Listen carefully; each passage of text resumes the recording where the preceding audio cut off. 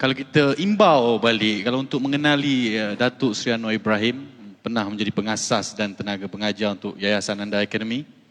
Dan bila menjawab jawatan sebagai Menteri Pendidikan pada tahun 1980, beliau telah menghapuskan satu subjek dalam buku teks tata rakyat yang bertajuk Mandi Safar yang menyelamatkan akidah pelajar pada ketika itu.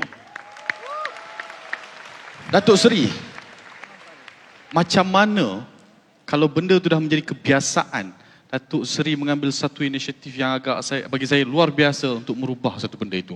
Bagi saya, kita bukan setakat perlu mencari ilmu, tapi harus celik ilmu. Datuk Seri? Ya, saya bukanlah contoh yang baik. Saya ada kelemahan, ada orang yang lebih baik. Tapi, apa dia kekuatan kita? Pertama, kita menimba ilmu. Kedua, dengan keyakinan.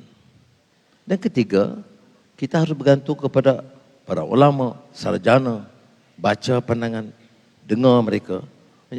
Tetapi jangan pakai satu sebagai suatu kenyataan yang muktamad sebelum kita kaji. Ya.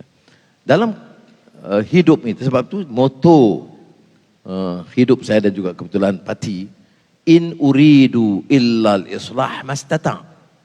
Kita yakin bahawa tidak ada pekerjaan lebih baik daripada membuat perubahan, reform atau reformasi sedaya upaya kita. Ini doa Nabi Allah Syuaib dalam Al-Quran.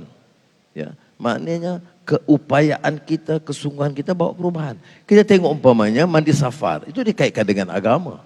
Dia budaya tapi ada syiriknya. Nak tebus dosa, mandi di pantai, di Kedah. Ya. Masa itu meluas. Dan kalau yang lama-lama ingat, kemudian di pantai Port Dickson, seduh. Tapi ini kan salah. Dia nak pergi mandi, dia mandilah. Tapi jangan kait dengan membersihkan dosa. Jadi bila saya tahu ini, tapi ini sudah teks. Dan bila kita nak hapuskan, ada yang menentang. Katanya ini soal budaya Melayu.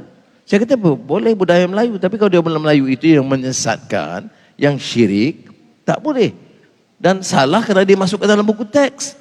Orang nak mandi, waktu bulan mana pun dia mandi, bukan urusan saya. Tapi kalau dia kaitkan ini sebagai suatu ibadah, itulah sebab saya hapuskan. Saya tanya guru-guru. Apa saya rojok ya di sini, mana-mana ulama, dan memang hidup saya begitu. Saya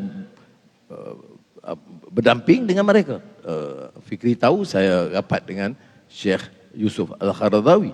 Malah hari Isnin, kedua-dua anak lelaki dia akan datang untuk menyerahkan beberapa karya penting Qaradawi.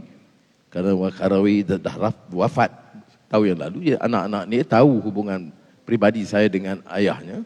Maka akan bawa buku-buku penting Syekh Yusuf Qaradawi dan untuk serahkan kepada saya. Itu hari Senin malam insyaAllah.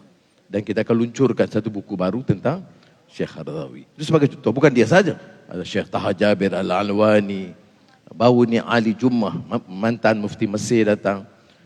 Dan ramailah dan saya tidak ambil satu sikap yang keras, tolak orang itu sikit, beda pendapat terus hukum, tak ada.